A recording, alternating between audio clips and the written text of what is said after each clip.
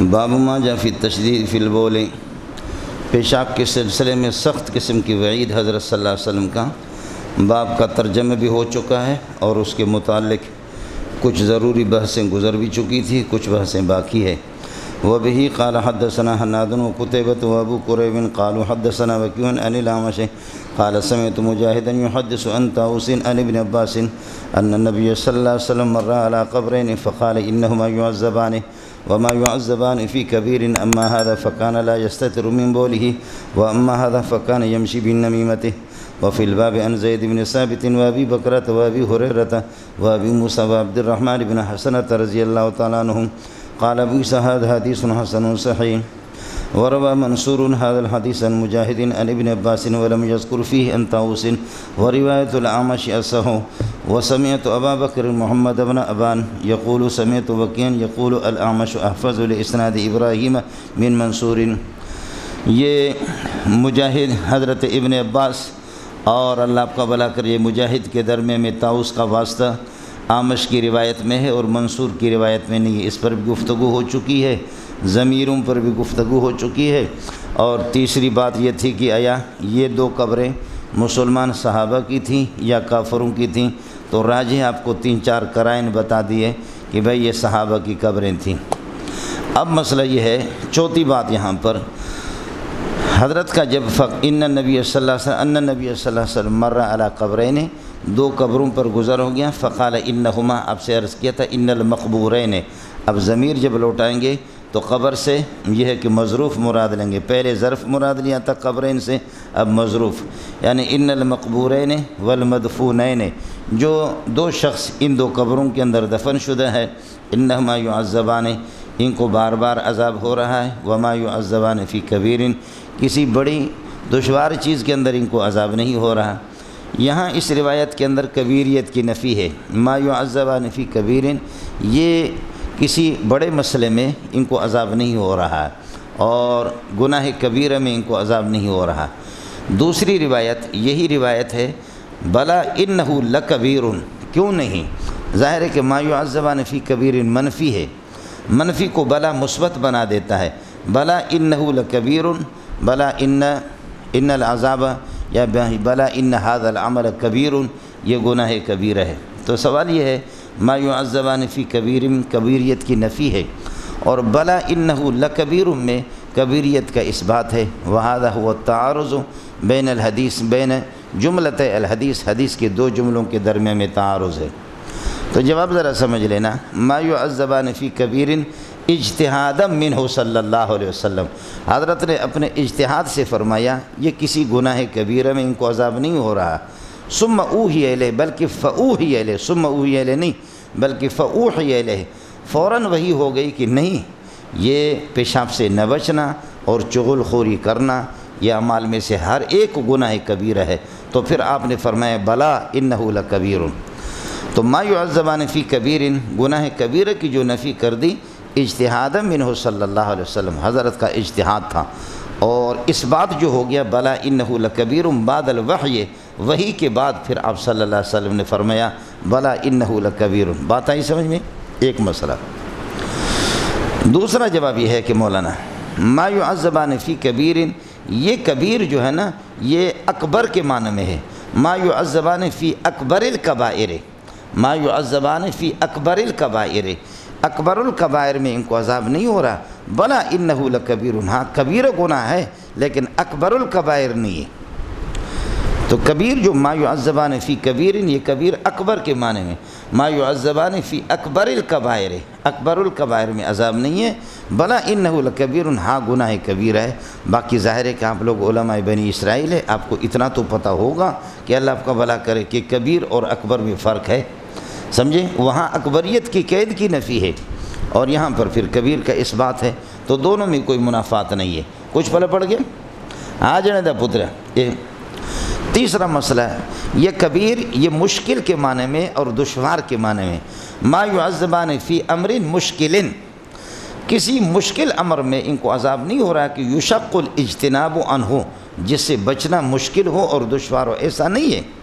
آدمی آسانی سے پیشاب سے اجتناب کرے اور چغل خوری سے بچے تو بچے، ما یعذبان فی کبیر اے فی امر شاق، کسی دشوار مسئلے میں عذاب نہیں ہو رہا کہ جس سے بچنا دشوار ہو، آدمی آسانی سے بچ سکتا ہے، سمجھے، مشکل نہیں ہے یہ کبیر گناہ کے معنی میں نہیں ہے، یہ مشکل اور دشوار کے معنی میں، اور بلا انہ لکبیر، ہاں یہ ان گناہوں میں سے ہر ایک مستقل گناہ کبیر ہے، تو پھر کوئی اشکال نہیں ہے، دونوں میں کوئی منافات نہیں ہے، کبیر مشکل اور دشوار کے معنی میں ہے، اور انہ لکبیر جو اس بات جو آ رہا ہے وہاں پر کبیر سے مراد کبیر گناہ مراد ہے۔ اڑے جانے دا پتنا کچھ پلا پڑ گیا۔ چوتھی بات یہ ہے ما یعذبان فی کبیر فی زعمہما، یہ دونوں مبتلا بھی، ایک پیشاب سے نہ بچنے والا، دوسرا چغل خوری کرنے والا۔ ما یعذبان فی کبیر فی زعمہما، ان کے گمان کے مطابق یہ کبیرہ نہیں ہے جس پر ان کو عذاب ہو رہا ہے، ان کے گمان کے مطابق دنیا میں یہ، ان کے زعم کے مطابق یہ کبیرہ نہیں ہے، بلا انہو فی الحقیقت لکبیر، حقیقت میں یہ کبیر ہے۔ ما یعذب، جیسے قرآن کہتا ہے اما عائشہ پر جب الزام لگا ان الذین جاؤوا بالافک عصبۃ منکم لا تحسبوه شرا لکم بل هو خیر لکم، آگے جا کر کے فرمائے وتحسبونه هینا، تم اس کو ہلکا سمجھتے ہو، وهو عند اللہ عظیم، یہ سنگین قسم کا گناہ ہے جو تم نے بوجھ اٹھایا نا حضرت عائشہ سے، سر ٹکرانے کی کوشش کی ہے، تم پاش ہو جاؤ گے، تم ذلیل ہو جاؤ گے، اس کو معمولی سمجھتے ہو۔ تو چوتھا جواب یہ ہے کہ ما یعذبان فی کبیر فی زعمہما، سمجھے، ان کے زعم کے مطابق یہ کبیرہ نہیں ہے، بلا انہ لکبیر فی الحقیقت و فی نفس الامر، حقیقت میں اور نفس الامر کے اندر یہ کبیر ہے، سمجھنا ہے۔ پانچواں ہے ما یعذبان فی کبیر فی زعم المخاطبین والسامعین کامثالکم، تمہارے جیسے لوگ، عام مخاطبین اور سامعین کی نگاہوں میں یہ اللہ آپ کا بھلا کریے کہ کبیرہ نہیں ہے، بلا انہ لکبیر فی الحقیقت، یہ حقیقت کے اندر کبیرہ ہے، نفس کے اندر کبیرہ ہے، سمجھ رہی ہے کہ نہیں۔ چھٹا مسئلہ یہ ہے کہ ما یعذبان فی کبیر، ما یعذبان فی کبیر، حقیقت میں یہ کبیرہ نہیں ہے، بلا ان المواظبۃ علیہ لکبیر، اس عمل پر مستقل پیشاب سے نہ بچنا، مستقل چغل خوری کو اپنی عادت بنا دینا، یہ بڑا مسئلہ ہے، اس لیے کہ بہت سے چھوٹے گناہ وہ ہوتے چھوٹے ہیں لیکن ان پر اصرار اور مواظبت وہ کبیرہ ہوتا ہے، ہاں ملنگو، بعض گناہ چھوٹے ہوتے ہیں لیکن ان پر اصرار اور مواظبت وہ کبیر ہوتا ہے۔ تو اب چھٹا جواب یہ ہوگا ما یعذبان فی کبیر فی الحقیقت، حقیقت میں یہ کبیر نہیں ہے، کبھی کبھار ہو گیا، لیکن انہما، اللہ آپ کا بھلا کرے، بلا انہ لکبیر بلا ان المواظبۃ علیہ لکبیر، اس گناہ پر مواظبت ہمیشگی اختیار کر دینا یہ کبیر ہے۔ یہ میں نے عرض کیا کہ صغائر پر مواظبت اختیار کرنے سے، مداومت اختیار کرنے سے وہ کبائر بن جاتے ہیں۔ ساتواں مسئلہ یہ ہے کہ ما یعذبان فی کبیر، یہ حقیقت میں کبیر نہیں ہے، ان العذاب علیہ لکبیر، اس پر جو عذاب ان کو ملے گا وہ بہت سنگین قسم کا ہوگا، بہت بڑا عذاب ہوگا، سمجھتا ہے؟ ہو گیا مولانا؟ پھر اس کے بعد مسئلہ اس روایت کے اندر یہاں اختصار ہے، بخاری شریف میں پڑھیں گے آپ، دیگر کتابوں میں آپ پڑھیں گے، حضرت اقدس صلی اللہ علیہ وسلم دیتا ہو قرآن، یہ قلم ہے، یہ ایک فٹ کا ہے، ایک فٹ کا ہے، اس کو آپ نے درمیان سے ٹکڑا کر دیا، نہیں یہ میرا ہاتھ ہے، ایک ذرا ہے، ایک ذرا ہے، ایک گز ہے، اس کو درمیان سے آپ نے کاٹا، اب یہ آدھا گز کے دو ٹکڑے ہو گئے، لیکن ایک یہ ہے کہ آپ اس کو چیریں جیسا تو دو ٹکڑے ہو گئے، ہر ٹکڑا کتنے کا ہوگا؟ ایک گز کا ہوگا۔ شکر ہے، اللہ کا احسان ہے، آپ لوگوں سے اس کی توقع نہیں ہے لیکن پھر بھی بڑی بات ہے کہ آپ لوگ ساتھ دے رہے ہیں، کچھ فرق پڑ گیا۔ اب ہوا یہ کہ جب ان کو عذاب ہو رہا تھا تو حضرت اقدس صلی اللہ علیہ وسلم نے فرمایا میرے پاس شاخ لے کر کے آؤ، کھجور کی، درخت کی شاخ لے کر کے آ گئے، جب لے کر کے آ گئے، لایا گیا آپ صلی اللہ علیہ وسلم کے پاس تو فشقھا بنصفین، آپ نے اس کو چیرا، کسرھا بھی روایت میں ہے لیکن کم ہے، اصل روایت ہے فشقھا بنصفین، آپ نے اس کو چیرا، شق اذا السماء انشقت، اس کو چیرا دو ٹکڑے کر دی۔ پہلا یہ ہے کہ اس کو چیرنا، سمجھے، چیر کر کے اس کو، پھر یہ کہ اللہ آپ کا بھلا کریے کہ قبروں پر اس پر بھی گاڑا ایک ٹکڑا اور ایک ٹکڑا اس پر گاڑا، فرمایا لعلہ یخفف عنہما ما لم ییبسا، لالوں میں ہو ضمیر شان ہے، میرے والد صاحب کی طرف راجع ہے، سمجھ رہی ہے کہ نہیں؟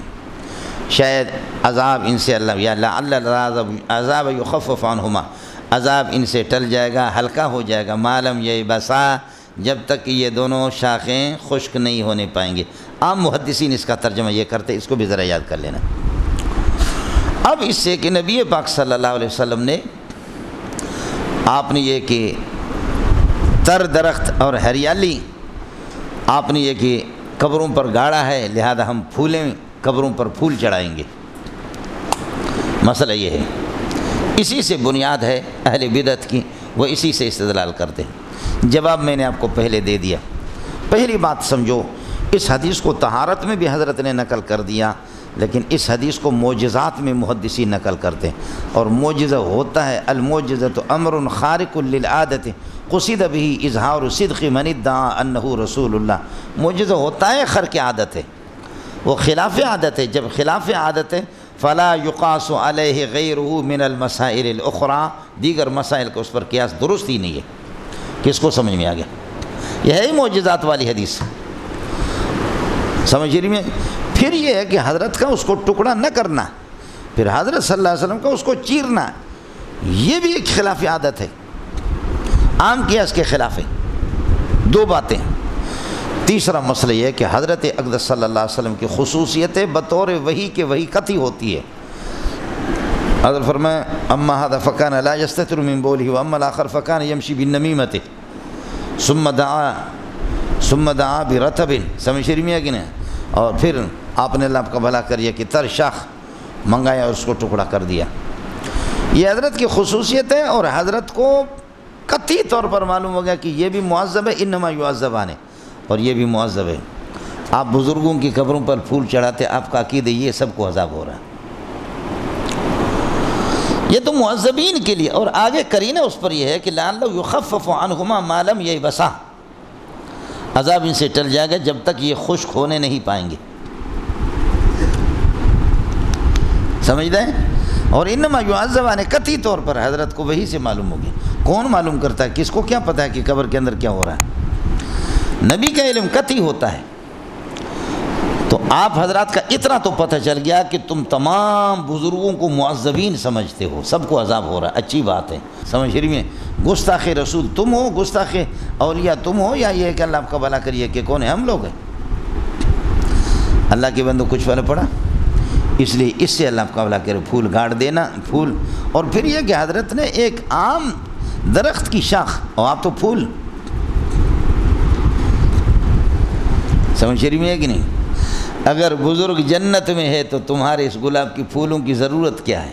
اور اگر وہ بندہ قبر والا جہنم میں ہے تو اس کو چھٹی کون دیتا ہے کہ تمہارے پھول سونگے؟ اگر وہ جنت میں ہے تو پھر میں عرض کر رہا ہوں کہ وہ جنت کی پھول اس کے لیے کافی نہیں ہے۔ اے پھول، یہ پھول میرے پھول کے دینا، پھول سے کہہ دینا یہ پھول تیرے پھول نے دیا ہے۔ کچھ بولے پڑ گیا؟ اگر وہ جنت میں ہے تو پھر اس کی ضرورت کیا ہے؟ اور اگر جہنم ہے تو تمہارے جیسے کہ 15 مردئی شعبان کے 15ویں تاریخ ہمارے بروہی لوگ، بلوچ لوگ بہترین کھانا پکاتے ہیں، کہتے ہیں اچھا سے اچھا کھانا پکاؤ اور قرضہ لے گو لولوں سے، اس لیے کہ مردوں کے ارواح آ جاتے ہیں اور کھانا کھاتے ہیں۔ تو بابا اگر وہ جنت میں ہے تو پھر مرچوں والے سالے کی ضرورت کیا ہے ان کو؟ اور اگر جہنمی ہے تو تمہارے 15 مردئی پھر 15 شعبان کو اجازت کون اس کو دے گا کہ آ کر کے تمہارا کھانا؟ اس لیے سب سے بڑا مردہ جو ہوتا ہے مولوی صاحب خود ہوتا ہے۔ مسجد کا جو امام اور خطیب ہوتا ہے وہ سب سے بڑا کیا ہوتا ہے؟ وہی مردہ ہوتا ہے، اس کو ضرورت ہے وہ کھائیں۔ آپ کو مسئلہ سمجھ میں آ گیا؟ یہ ایک مسئلہ تھا، حل ہو گیا۔ لیکن تاہم مسلم شریف میں روایت ہے، سمجھ شریف میں ہے کہ نہیں؟ حضرت بریدہ کہ ہے دیگر حضرات کے کچھ کہ انہوں نے یہ نصیحت کی ہے، وصیت کی ہے کہ آپ اس طریقہ پر تر درخت کی تر شاخیں کاٹ کر کے ہمارے قبروں پر یہ کہ گاڑ دیں۔ ہمارے بھی بہت سے بزرگ، نام نہیں لیتا ہوں پھر ویڈیو بن جائے گا، سمجھ انہوں نے بھی بہت کیا ہے، اس لیے اس پر آپ زور نہ لگائیں، سمجھ رہی ہے کہ نہیں؟ زور نہ لگائیں، جو باتیں کہنی تھی تو میں نے کہہ دیا، لیکن بعض حضرات مغلوب الحال ہوتے ہیں، تو مغلوب الحال کا مسئلہ ہی الگ ہے، سمجھے؟ مغلوب الحال بزرگ بھی ہوتا ہے، دوسرے حضرات بھی ہوتے ہیں۔ پھر اس کے بعد مسئلہ ہے، عام محدثین کہتے ہیں کہ حضرت نے فرمایا کہ آپ شاخ لا کر کے مجھے دے دیں اور عذاب میں گاڑ دیتا ہوں ان پر، لعلہ یخفف عنہما ما لم ییبسا، جب تک کہ خشک ہونے نہیں پائیں گے۔ اس کا مطلب یہ ہے کہ تر شاخوں کے اندر، تر درختوں کے اندر ادراک ہے، وہ ادراک بنسبت خشک کے زیادہ ہے، اس لیے کہ سارے درخت بھی تو تسبیح پڑھتے ہیں۔ وَإِن مِّن شَيْءٍ إِلَّا يُسَبِّحُ بِحَمْدِهِ وَلَٰكِن لَّا تَفْقَهُونَ تَسْبِيحَهُمْ أَوَلَمْ يَرَوْا إِلَىٰ مَا خَلَقَ اللَّهُ مِّن شَيْءٍ يَتَفَيَّأُ ظِلَالُهُ عَنِ الْيَمِينِ وَالشَّمَائِلِ سُجَّدًا لِلَّهِ وَهُمْ دَاخِرُونَ۔ اب سجدہ کر لینا۔ ہر چیز کا سایہ جو گھومتا ہے وہ بھی اللہ کو سجدہ کرتا ہے، اس میں ادراک ہوتا ہے۔ آپ کو یہ مسئلہ اس طرح سمجھ میں آئے گا کہ یہ جو مسجد محراب کی طرف آپ نے ایسے کچھ پودے دیکھے ہوں گے، صبح فجر کی نماز کے بعد آپ دیکھیں گے پھول ان کے کھل جاتے ہیں، سبحان اللہ۔ اور جیسے سورج اوپر آتا آپ جائیں گے، کسی پھول کا پتہ ہی نہیں ہے کہ اس میں پھول ہے یا نہیں ہے۔ ایک تو یہ کہ پھول کھل جائے، اور دوسرا یہ کہ پھر سورج اوپر آ جائے تو پھول مرجھا جائے۔ یہ مرجھا جانے کے بعد بھی مثلا ختم ہو جاتے ہیں، غائب ہو جاتے وہ۔ اس سے آپ کو پتہ چلے گا کہ درختوں کے اندر کس طرح ادراک ہے۔ بروئی کون ہے؟ ہمارے یہاں ایک بوٹی ہے، شماہور کہتے ہیں اس کو، تو اس کا نام نہیں لیتے، کہتے کہ اگر آپ نام لیں گے تو وہ مرجھا جائے گا۔ تو اس پر اچانک جو ہے نا تلاش کرتے کرتے اس کو اکھاڑ دیتے ہیں، نام اس کا نہیں لیتے، شماہور نہیں کہتے، ورنہ کہتے وہ مرجھا جاتا ہے نام لینے سے۔ وہ صرف تم لوگ پٹھان لوگ اور سندھی لوگ تجربہ کرو، ہمارے بلوچوں کا تجربہ نہیں، ہم بھی تو کرتے ہیں نا۔ ہم لوگ کون سے گئے گزرے کہ جو تم ہمیں مانتے نہیں ہو۔ اس کو چھوڑو، سورج مکھی کو دیکھو، سورج مکھی، سبحان اللہ۔ سورج جب طلوع ہوتا ہے تو وہ اپنا رخ مغرب کی طرف کرتا ہے تو گولڈن رنگ کا، سونے کے رنگ کا، لیکن اس کے سینے میں کالا سا داغ ہے۔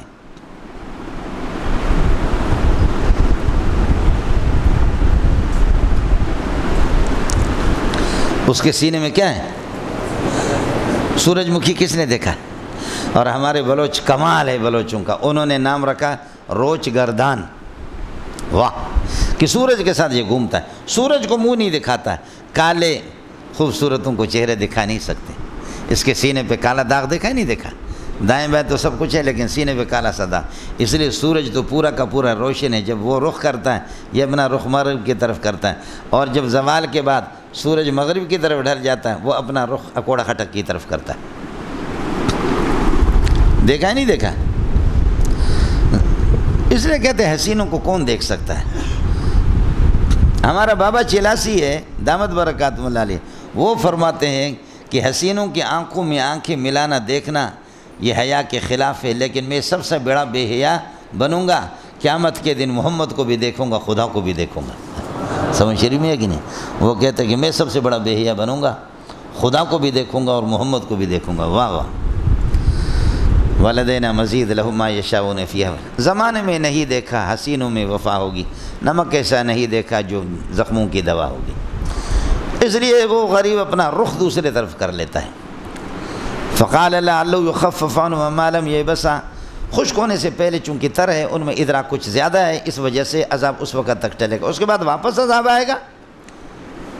مفہوم مخالف تو یہی ہے، نصوص میں ہم اس کا اعتبار نہیں کرتے، لیکن یہ عام محدثین کا ہے یہی معنی۔ حضرت اقدس مولانا حسین علی رحمۃ اللہ علیہ نے جو ترجمہ کیا اس کو سمجھ لینا۔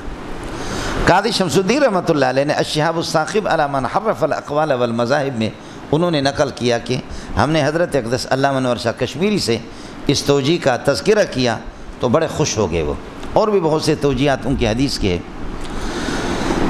حضرت مولانا حسین علی رحمۃ اللہ علیہ وہ فرماتے تھے لعلہ یخفف عنہما ما لم ییبسا، عذاب ان سے ٹل جائے گا قبل ان ییبسا۔ سبحان اللہ، ما لم ییبسا کا معنی قبل ان ییبسا۔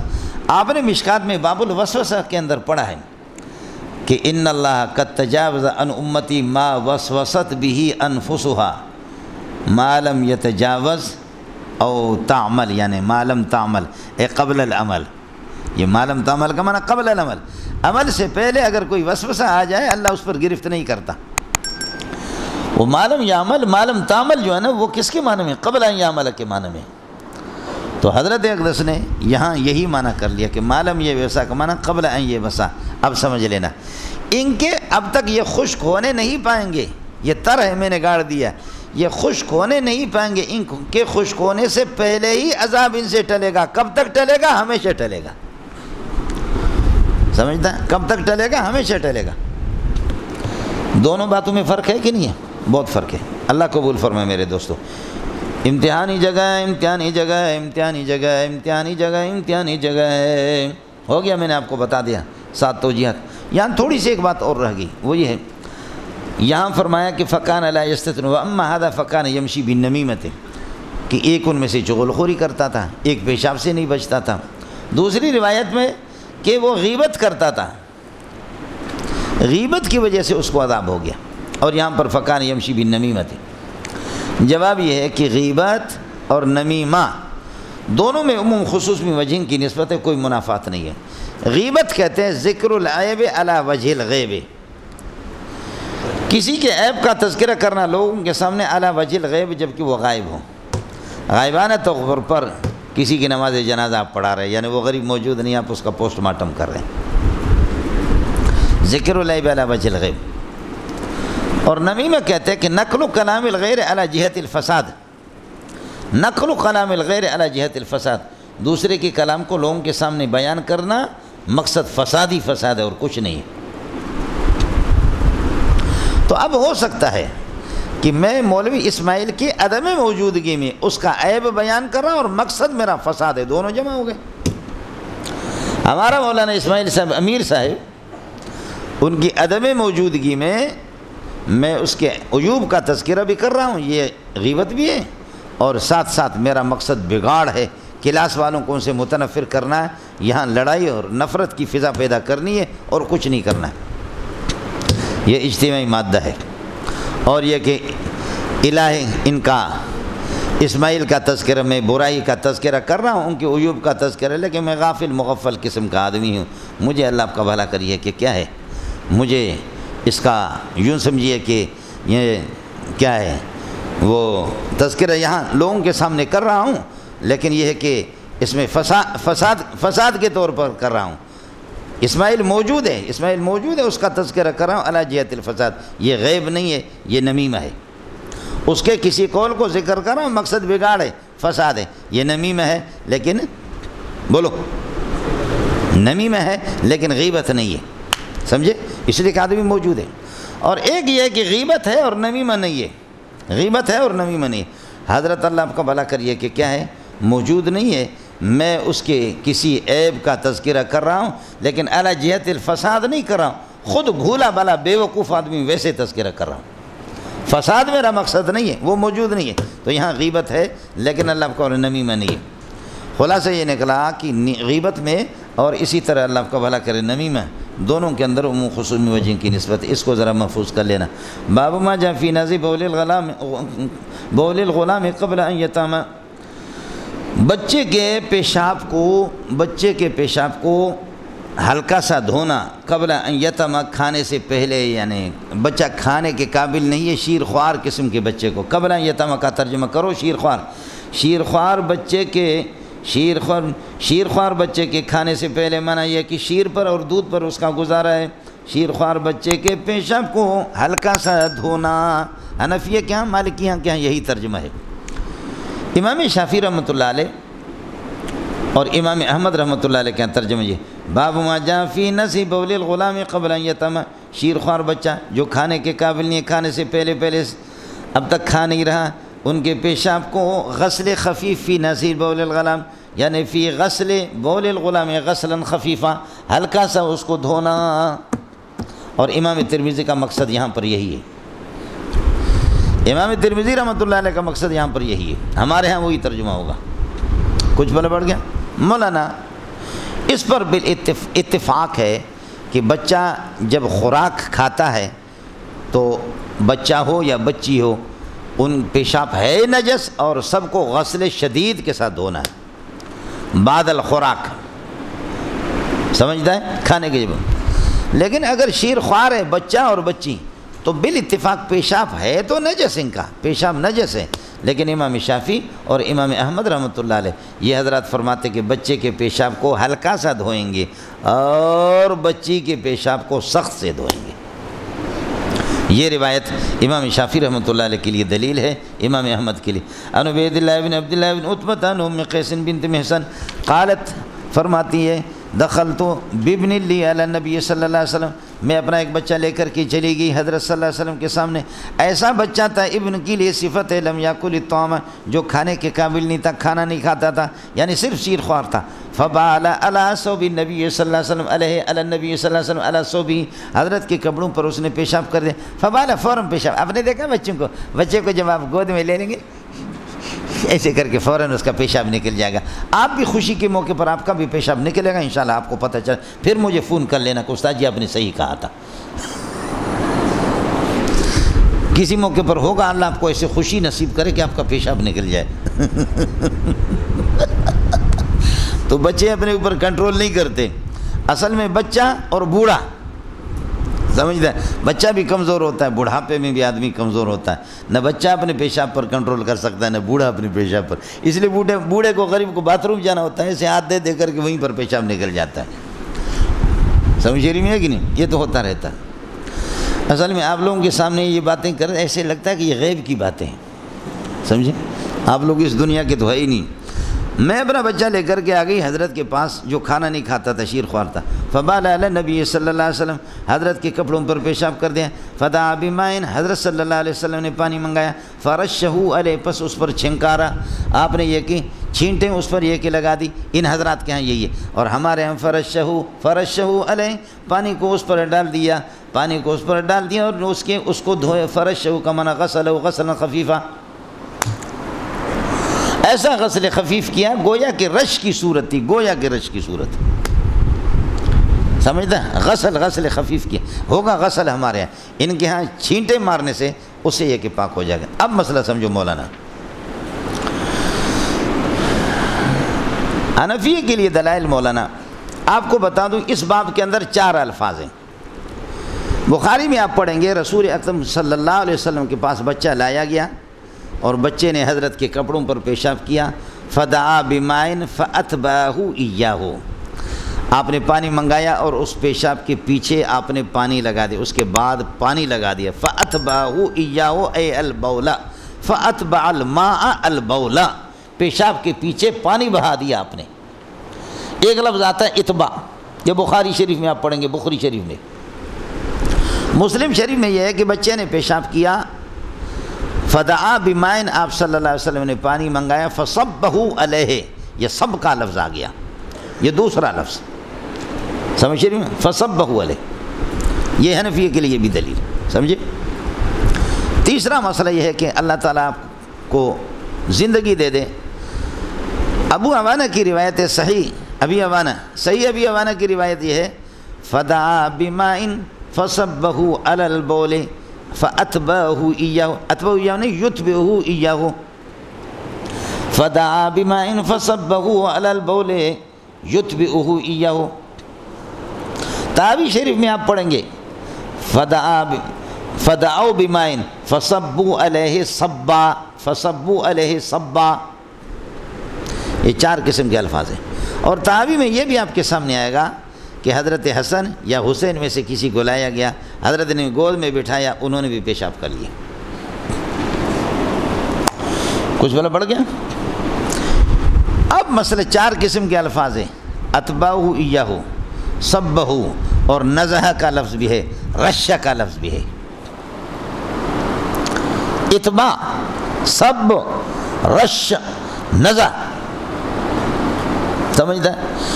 یہاں تک مسئلہ اللہ آپ کا بھلا کری ہے کہ اس کا اتبعہ ایاہ، یہ پکی بات ہے، یہ دھونے میں ہے، یہ سری ہے، یہ دھونے میں، آپ بات سمجھ رہے؟ نزع کا خود انشاءاللہ آپ حیض اور استحاضہ کی بحث میں پڑھیں گے کہ نزع مزی کی بحث میں امام ترمذی نے خود نزع کو غسل خفیف کے معنی میں استعمال کیے، آپ سمجھیں؟ اب 2 لفظ باقی رہ گئے، رش اور سب، اس لیے ہم کہتے ہیں یہ. اور رش کا معنی بھی حیض اور استحاضہ کی بحث میں آئے گا. رشی ہے لے، حیض والے کپڑے پر چینٹے لگاؤ، چینٹوں سے وہ پاک نہیں ہوگا، دھونا اس پر ضروری، وہ بھی بالاتفاق رش وہاں پر دھونے کے معنی میں. اللہ کی بندو کچھ والا پڑھا نہیں پڑھا، تو اس لیے اللہ آپ کا بھلا کریے کہ یہاں پر ہم لوگ رش کا ترجمہ یہ کریں گے کہ فغسلہ غسلا خفیفا. غسل خفیف یہ ہے کہ آپ نے، البتہ ایک مسئلہ ہے، مسلم شریف میں ایک روایت آئے گا، اللہ آپ کا بھلا کرے، فنزہو ولم یغسلو. بولو فنزہو، مسلم شریف کی وہ عبارت وہ آپ کے لیے دشوار ہے، بخاری میں بھی شاید ہے فنزہو ولم یغسلہو. اب حنفی پھنس گئے. فنزہو اگر آپ نزع کا ترجمہ کریں گے غسل، فغسلہ ولم یغسلو. اب بولو وہاں پر فنزہو ولم یغسلو، تو آپ نزع کا، رش کا، اتباع کا، سب کا ترجمہ غسل سے کرتے، تو پھر کہو گے فغسلہ ولم یغسلہ. دونوں جملوں میں آپس میں تعارض ہو گیا. جواب یہ ہے کہ حنفی کو کوئی بند نہیں کر سکتا، بالکل تعارض نہیں ہے.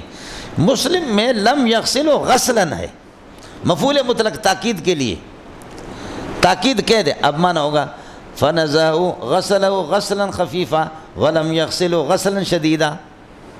بولو فنزہ فغسلہ غسلا خفیفا ولم یغسلہ، یعنی لم یغسلہ غسلا شدیدا. ہو گیا مولانا؟ یہ ان کا جواب بھی ہو گیا، اور 4 روایتیں 5 روایتیں میں نے اپنی تائید میں بھی آپ حضرات کو بتا دی. اب مسئلہ ہے، مسئلہ یہ ہے کہ جی یہ تو طے شدہ ہے کہ پیشاب شیرخوار بچہ ہو یا بچی ہو ہے ناپاک.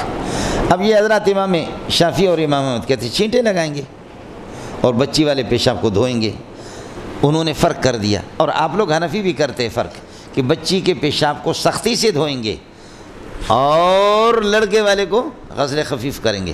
آپ لوگ اردو سمجھتے ہو، تو فرق تو دونوں گروپ کرتے ہو، شیرخوار بچہ اور بچی کے پیشاب کے پاک کرنے کی صورت میں فرق دونوں گروپ. وہ کہتے کہ بچے والے کو چینٹے لگائیں گے، بچی والے کو دھوئیں گے. آپ کہتے ہیں بچے والے کو ہلکا دھوئیں گے اور بچی والے کو سخت دھوئیں گے. فرق تو آپ کرتے ہیں، دونوں کے ذمہ ہے ما هو الموجب للتفریق بینہما. کیا سبب ہے، کس وجہ سے تفریق کر رہے ہیں؟ سمجھتے ہیں؟ جواب یہ ہے کہ جواب واضح ہے. جواب کیا ہے؟ واضح ہے. واضح کیا ہے؟ وہ یہ ہے بچے کا مبال کا معنی مبول، جہاں سے پیشاب نکلتا ہے، مبول ظرف. بچے کا مبال تنگ ہوتا ہے، پیشاب فلٹر کے ساتھ فلٹر ہو کر کے نکلتا ہے، اس پیشاب میں اتنی بدبو نہیں ہوتی. برخلاف بچی والی، اس کے مبال جو ہے نا اوسع ہے، لہذا وہ اس بدبو کے ساتھ نکلے گی. سمجھتے ہیں؟ بچے کا مبال تنگ ہے، بوجھ بلا بڑھ گیا، اور بچی والا اوسع ہے، وسیع ہے. اس وجہ سے پیشاب میں وہاں فلٹر نہیں ہوتا، یہاں پر فلٹر ہو جاتا. ایک مسئلہ. دوسرا مسئلہ یہ کہ خواتین کی طبیعتوں میں رطوبت ہے. اسی کو تو غیر مقلدین نے مشہور کیا کہ امام ابو حنیفہ کیا فرج کی رطوبت بھی پاک ہے. میں نے قصہ تو آپ کو سنا ہے. خواتین کی طبیعت میں، بچی کی طبیعت میں رطوبت زیادہ ہے اور لڑکے کی طبیعت میں نہیں، اور اس رطوبت کی وجہ سے اس کے پیشاب میں بدبو زیادہ ہے. چنانچہ مدرسۃ البنات کے جو حضرات محتممین ہیں حضرت سے ان سے پتہ کرو. ہم لوگ یہاں پر طلباء 2000 طلباء پیشاب کرتے، بدبو ہوتی ہے، لیکن وہاں پر صرف بچیاں، اللہ آپ کا بھلا، خواتین اگر 10 بھی ہوں نا، 10 بھی ہوں، اس میں بدبو زیادہ ہے. اس لیے وہاں پر جو محتممین یا محتممات جو حضرات ہوتے ہیں، بڑی توجہ کے ساتھ ہمیشہ ان کی صفائی پر یہ ہے کہ سلسلہ ہوتا ہے. اور جب کوئی سیٹ اور سرمایہ دار جب چلا جاتا ہے، اس کو کہتے ہیں دیکھو بچیوں کا مسئلہ یہ ہے کہ خواتین کے کتنا مشکل ہے، لیکن دیکھو ہمارے باتھ روموں سے خوشبو آ رہی ہے. اس کے صفائی کا اہتمام کرتے ہیں، اس قسم کے کیمیکل لگاتے ہیں، یہ کرتے ہیں، ان پر بڑا پیسہ ملتا ہے ان کو. دوسری بات آپ سے عرض کیا کہ رطوبت زیادہ ہے، اس لیے بدبو ہے، اور بچے کی طبیعت میں یہ نہیں ہے. تیسرا مسئلہ یہ ہے کہ بچیوں کا مثانہ معدے کے قریب ہے، اور معدہ تمام بیماریوں کا، سب کا گند کی جگہ تو معدہ ہے. اس لیے ساتھی اگر اپنے معدے کا خیال کریں گے تو بچیں گے. المعدۃ بیت کل داء والحمیۃ رأس کل دواء، پرہیز کرنا تمام دوائیوں کا سردار ہے۔ والمعدۃ بیت کل داء، بیماریاں سب معدے سے تو ہوتی ہیں۔ یہ جو قبض ہے، دماغ میں بخارات کا چڑھنا ہے، آنکھوں کا خراب ہونا ہے، اور ہزاروں بیماریاں قبضی سے تو لگتی ہے، یہ سارے کے سارے قبضی سے تو لگتی ہے۔ آپ کا تو نہیں کہتا، میں دبا کر کے کھاتا ہوں، دبا کر کے کھاتے، تو اس لیے جو لوگ زیادہ جتنا کھاتے ہیں نا تو وہ ان کی صحت ٹھیک نہیں ہوتی۔ قلت طعام، قلت منام، قلت الاختلاط مع الانام، یہ تین چیزیں اپنا اگر ٹھیک نہیں ہوگا پھر مولوی منظور کو لعنت بھیجنا، سمجھتا؟ قلت طعام، قلت طعام، قلت منام، بھینس کی طرح نہ سوئے آدمی، ایک ضرورت ہے وہ تو سو، قلت منام، اور قلت الاختلاط مع الانام، لوگوں کے ساتھ ملنا نہیں، کم کر دو اس کو۔ الگ تھلگ رہ کر کے مطالعہ، ذکر و اذکار، تلاوت، واہ اس بندے کا کیا کہنا۔ لیکن اب تو کوئی الگ رہ ہی نہیں سکتا، اس لیے کہ ٹچ موبائل آ گیا۔ اچھا جوان کا بچہ کون ہے جو کہے کہ ٹچ پہ لعنت ہو، میں آپ کے ماں باپ میرے ماں باپ ہیں، سمجھے؟ ان ماؤں کو بھی سلام پیش کرتا ہوں، ان بہنوں کو بھی سلام پیش کرتا ہوں۔ آپ دوپہر کے ٹائم پہ آپ نے کہا کہ امی جی میں ٹھیک ہوں، کراچی کے حالات خراب ہے، محرم آ گیا ہے، شیعہ ماتم کر رہے لیکن ہم لوگ ٹھیک ہیں۔ آپ عصر کے بعد والدہ کو اطلاع دیں، ہماری مائیں خوش ہو جائیں، بہنیں خوش ہو جائیں، بوڑھے ابا خوش ہو جائیں، استاد کو خوشی ہے، لیکن تم نے لا کر کے یہ ٹچ موبائل جو رکھا ہے بسترے کے اندر بھی وہی ہے، لگایا تو مولانا فضل الرحمان کی تقریر آ گئی، لگایا تو حضرت اقدس مولانا تقی صاحب کی تقریر آ گئی، تبلیغی نے لگایا تو خورشید صاحب کی تقریر آ گئی، پھر لگا دیا سپاہی صاحبہ نے میرا بھائی جان اورنگزیب فاروقی آ گیا، پھر مولانا احمد لدھیانوی صاحب آ گیا، پھر مولانا منظور صاحب آ گیا، پھر انگلی لگ گئی، او 2-3 رنڈیاں آ گئی، اوئے ہوئے۔ آپ کہتے ہیں کہ مزہ تو اسی کا ہے، وہ پہلے والے کیسے بیکار لگ رہے تھے، اور ساری تقریروں پر پانی پھیر گیا، تھوڑی سی انگلی لگ گئی۔ اس لیے ساتھی جو ہے نا، یہ اس قسم کے غریب موبائل لے لو بس، ٹھیک ہے، سمجھے بھائی؟ یہ ہے جی، صحیح ہے، آپ بھی زندہ ہیں، میں بھی زندہ ہوں الحمدللہ، دنیا میں اس پر گزارا کرو، کچھ بنا پڑ گیا۔ دوسری صورت یہ ہے، تیسری صورت کہ خواتین کا مثانہ وہ معدے کے قریب ہوتا ہے، بدبو۔ چوتھا مسئلہ یہ ہے، ان الصبیات تشابہ حوا، حضرت حوا کے ساتھ مشابہت، سمجھ رہی میں کہ نہیں؟ اور والصبیان یشابہون آدم و آدم علیہ السلام، اس لیے کہ مرد جتنے آئے انبیاء مرد ہی آئے، تو اس لیے اس نوع کی تخفیفات میں سے، جیسے کہ فضلات انبیاء پر اجماع نقل کیا جاتا ہے کہ وہ پاک ہے، تو عام آدمی کا، عام مردوں کا اگر پاک نہ ہو لیکن تھوڑی سی تخفیف بچوں کی اس میں تخفیف رکھی گئی، سمجھتے ہیں؟ یہ قاضی اعجاز کا اجماع ہے جو نقل کرتے ہیں یہ حضرات، اس پر انشاءاللہ گفتگو کسی ٹائم پہ کریں گے۔ آپ کو مسئلہ سمجھ آ گیا؟ یہ اور ایک مسئلہ آسان ہے، 5ویں صورت وہ یہ ہے مولانا، بچوں کے ساتھ اللہ آپ کا بھلا کرے کثرت ابتلا ہے، اور بچیوں کے ساتھ کثرت ابتلا نہیں ہے۔ بچہ کوئی آ گیا، یا تخفل زوئے راوڑا یار گورم، اپنا بچہ لے کر کے آ گیا، لے کر کے بچے کو آ گیا، مہمان نے گود میں بٹھایا، وہ پیشاب کر دیا، دوسرے مہمان نے کہا کہ زوئے راوڑا، پھر تیسرے نے کہا، بچیوں کو کوئی لے کر کے نہیں جاتا، پٹھان اور بلوچ اگر اپنی بچی لے کر کے مجلس میں جائے تو ان کی موت آ جاتی ہے، اس لیے کہ پٹھان اور بلوچ اس آیت کے مصداق ویدہ بشر احدهم بالانثى ظل وجهه مسودا وهو كظيم يتوارى من القوم من سوء ما بشر به، لوگوں سے چھپتا رہتا ہے۔ یہاں سوراب کوٹ کے ظالم کے بچے نے گھر میں آ گیا، کیا ہوا؟ کہا کہ بچی ہوگی، چوری چھپکے سے جا کر کے چولہے پر بڑا سا دیگ رکھا، اور پانی اللہ کا بھلا کرے اس میں کھولتا ہوا گرم ابل رہا ہے، آ کر کے بیوی سے چھینا، لے جا کر کے اس میں ڈال دی، سمجھتے ہیں؟ ہمارے ساتھی نے پچھلے سال میں دعوت کی، آغا خان اسپتال میں وہ گیا تو بیوی کو اندر لے گیا آپریشن کے لیے، تھوڑی دیر کے بعد وہ ڈاکٹر، خاتون لیڈی ڈاکٹر نکل گئی، اس نے کہا مولوی صاحب خوشخبری ہو کہ بچہ پیدا ہو گیا۔ مولوی صاحب ناچنے لگا، کھٹیا کھیر سا ہو جمالو۔ تھوڑی دیر کے بعد ایک اور تھا وزیرستانی ساتھی تھا، اور اس کو اللہ کا بھلا کریے کہ کیا ہے، آ کر کے لیڈی ڈاکٹر نے اطلاع دی کہ آپ کی بچی پیدا، ایسا خوبصورت قداور پٹھان دھڑام سے زمین پہ گر گیا، لوگوں نے پکڑا کہ وہ بے ہوش ہو رہا کہ بچی کیوں پیدا ہوگی۔ مال ابی حمزۃ لا یاتینا یظل فی البیت الذی یلینا غضبان علینا اللہ نلد البنینا ولا نلد الا ما یوتینا۔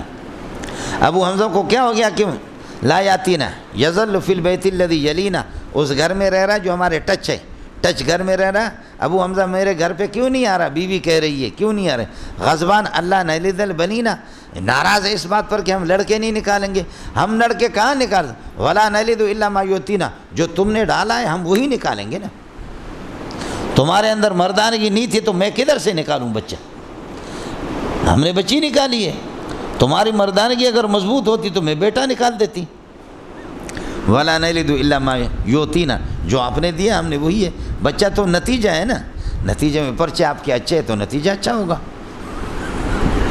سمجھ رہے ہیں، جو نتیجہ آپ نے جو پرچہ دیا وہی اسی کے مطابق ہم نے نتیجہ نکالا، مسئلہ وہی ہے۔ یہ 4-5 وجوہات ہیں، سمجھ رہی ہیں کہ نہیں؟ کثرت الابتلاء توجب التخفیف، کثرت الابتلاء وہ موجب تخفیف ہے۔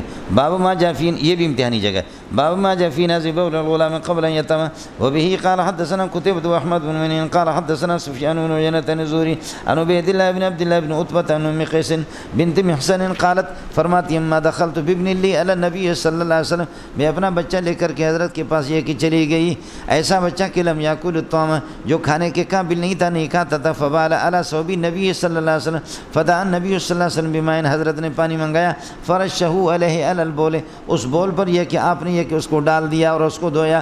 وفی الباب عن علی وعائشة وزینب ولبابة بنت الحارث وہی ام الفضل، لبابہ بنت الحارث کون ہے؟ وہی ام الفضل بن عباس بن عبد المطلب وابی السمح وعبد اللہ بن عمرو وابی لیلہ وابن عباس رضی اللہ تعالیٰ عنہ قال ابو صاحب وقول غیر واحد من اصحاب نبی صلی اللہ علیہ وسلم والتابعین من بعدهم، سب کا قول یہی ہے، مثل یہ تابعین اور کون ہے بعد والے فرماتے ہیں کہ من بعد مثل احمد و اسحاق قالوا، یہ سب کہتے ہیں ينزح بول الغلام، بچے کے پیشاب کو یہ کہ چھینٹیں اس کو مار دیا جائے گا، ويغسل بول الجاریۃ، اور بچی کے پیشاب کو یہ کہ دھویا جائے گا، ہمارے یہاں ہوگا ينزح بول الغلام يغسل بول الغلام غسلا خفیفا ويغسل بول الجاریۃ غسلا شدیدا، وہذا یہ فرق اس وقت ہے کہ ما لم یتاما، جب کھانے کے قابل نہ ہو، لیکن فاذا طعما، جب کھانا شروع کر دیں گے یعنی شیر خوار نہیں رہیں گے تو غسل جميعا، غسل جميعا کا معنی غسل بولهما جميعا، پھر دونوں کے پیشاب کو یہ کہ غسلا شدیدا دھویا جائے گا۔